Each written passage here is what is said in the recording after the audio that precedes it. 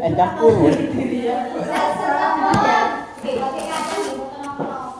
Jadi tadi itu Bu Wahyu sudah menjelaskan pertama tentang mindset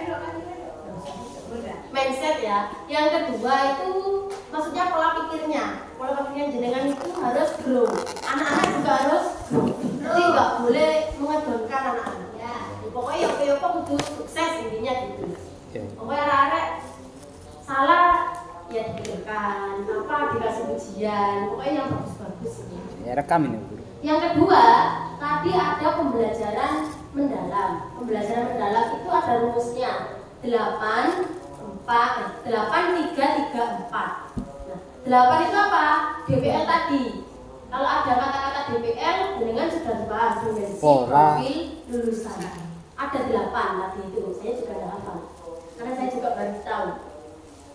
Nah, terus dipakai untuk apa DPL itu? Nah, masuk ke pembelajaran di RPP-nya kita. Apakah harus dalam satu pertemuan itu harus mencapai 8 DPL? Tidak.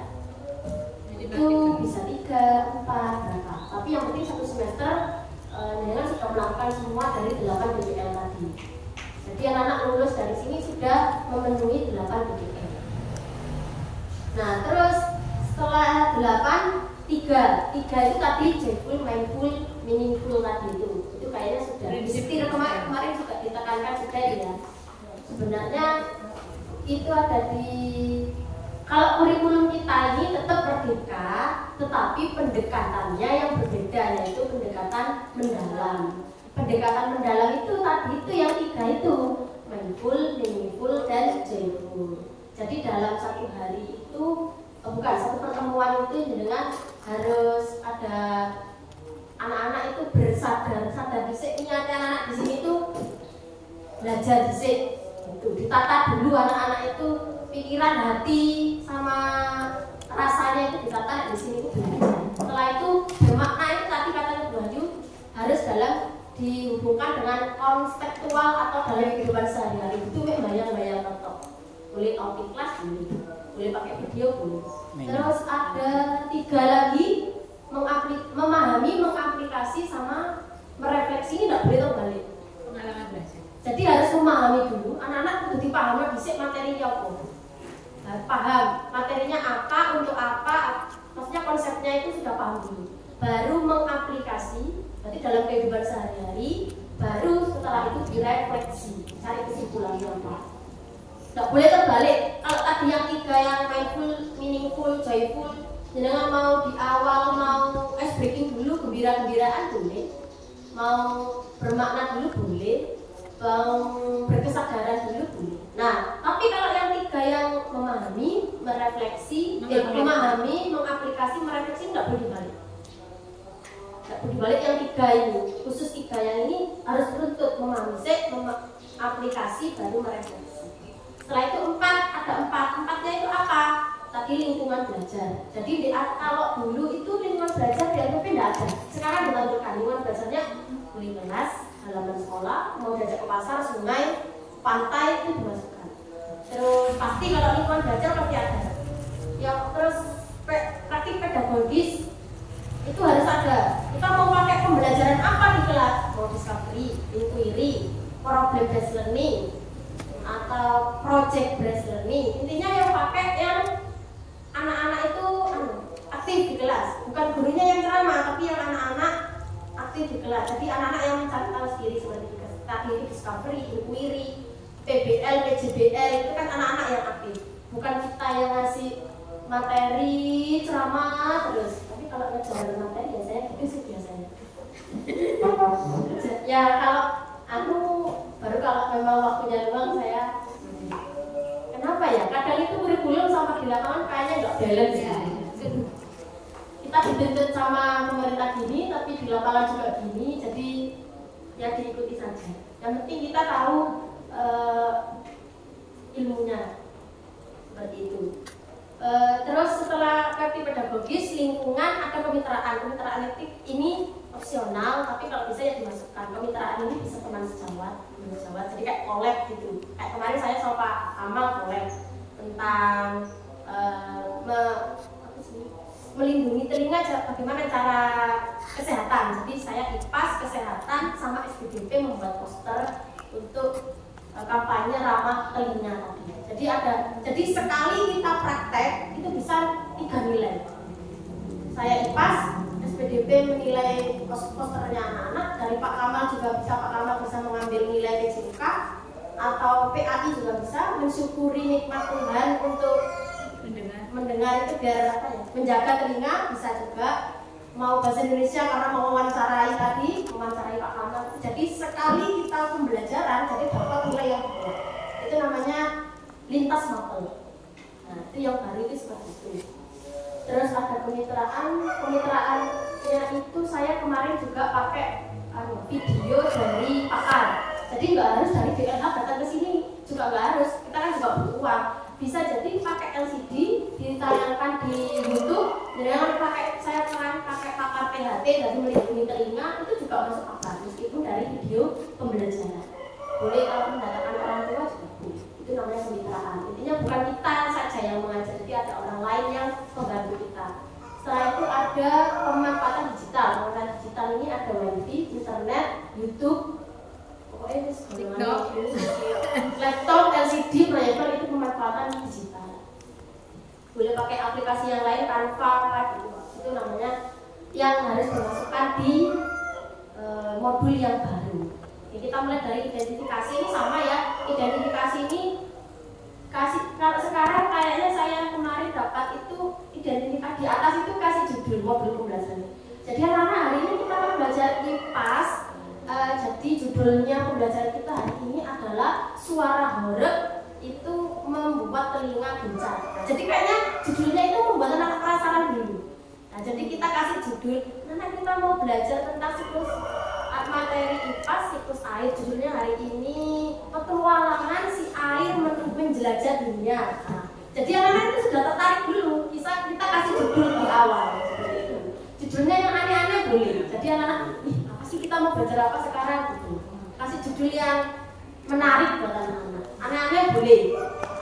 Nah, terus ini ada karakteristik materi pelajarannya apa, terus DWL-nya apa, terus menentukan tujuan pembelajaran. Nah, tujuan pembelajaran ini dari mana? Tujuan pembelajaran ini diambil dari CP. CP itu dari mana? CP dari yang Busu share kemarin. CP terbaru. Kalau nggak ada, ambil di ruang BTK, di BMM itu ada CP. Yang punya ID belajar ada CP. Nah, dari CP itu kita menurunkan ke tujuan pembelajaran. Gimana caranya membuat tujuan pembelajaran? Caranya ada banyak sih sebenarnya. Tapi kemarin waktu saya PPG itu ada yang saya tangkap itu pakai rumus ABCD. ABCD itu apa? A itu audiens, maksudnya murid, siswa, peserta didik. Nah, kalau kita sekarang peserta didik atau murid. Setelah A, B itu behavior.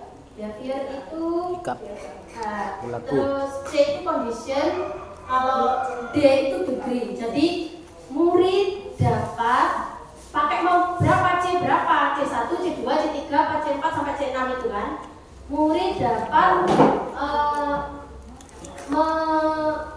mempresentasikan, misalnya C berapa ini saya mempresentasikan itu behavior ya.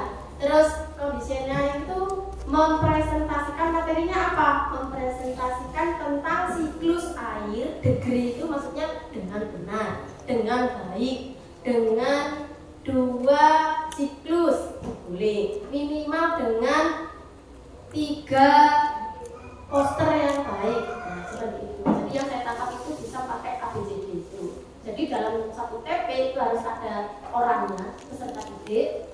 Behavior itu pakai C1 apa sampai C6 terserah dengan mau pakai berapa. Terus kondisi materinya apa, terus baru dengan baik, dengan benar, dengan tepat itu degree. Itu dengan misalnya dengan angka 3 angka atau dengan kalau IPAS dengan menyebutkan minimal 4 apa itu membuat TP, caranya membuat TP. Nah, setelah itu tadi menentukan perangkat pembelajarannya, terus asesmennya tadi yang kemarin yang paling umum itu ada asesmen formatif dan sumatif. Jadi waktu kita proses pembelajaran anak-anak mandiri nggak ya, itu di checklist. Jadi dalam kita masuk ke kelas selama satu pembelajaran kita punya namanya anak-anak di checklist. Kemandiriannya berapa? Poinnya 1, 2, 3, 4. Biasanya kan gitu skornya ya. Kalau aktif kasih 4, kalau kurang kasih 3, kalau kurang lagi kasih 12, kasih 1, kan biasanya gitu skornya tuh formatif. Jadi mulai anak-anak yang aktif, mandiri, terus komunikasinya bagus, itu dinilai di kelas. Terus kalau yang akhir asesmen itu, asesmen biasanya dikasih evaluasi pada akhir pembelajaran dulu. Misalnya untuk mengukur pemahamannya anak-anak, tadi aku memberikan materi ini, kira-kira anak-anak itu paham nggak? Kasih 5 soal. Itu juga masuk ke asesmen sumatif. Kalau mau diulangan tiap satu bab juga boleh, terserah gurunya masing-masing. Terus dikasih juga sekarang dalam modul ajar itu ada ditulisi juga ini. Misalnya kegiatan awal diberi ice breaking, ditulisi begini, menggembirakan. Itu sekarang di RPP dikasih apa? Catatan ya, catatan menggembirakan ice breaking. Misalnya memberikan video kepada anak-anak, berarti memahami. Jadi di langkah-langkah pembelajarannya kita, murid menonton video apa, jadi dikasih catatan memahami. Berarti memahami dan bermakna ya, bermakna atau berkesadaran. Nah itu. Jadi ada 2 catatan biasanya yang ada di dalam langkah-langkah pembelajaran, apa tentang berkesadaran, bermakna, menggembirakan, dan atau memahami, mengaplikasi dan merefleksi. Kalau memahami, mengaplikasi, berefleksi nggak boleh dibuka ya, harus diurut dari awal.